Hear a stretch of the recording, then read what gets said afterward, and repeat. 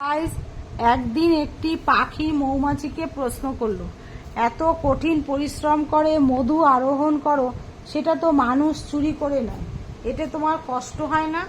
মৌমাছি উত্তরে বলল, না, কষ্ট হয় না, কারণ মানুষ মধু চুরি করলেও আমার কৌশল তো চুরি করতে পারে না। ঠিক তেমনি কেউ তোমার অর্জিত সম্পদ চুরি করতে পারে, কিন্তু তোমার সত্তাকে নয়। তাই জীবনে যতবারই কিছু হারাবে, আবার নতুন করে গড়বে, কারণ তোমার সত্তাই তোমার সম্পদ।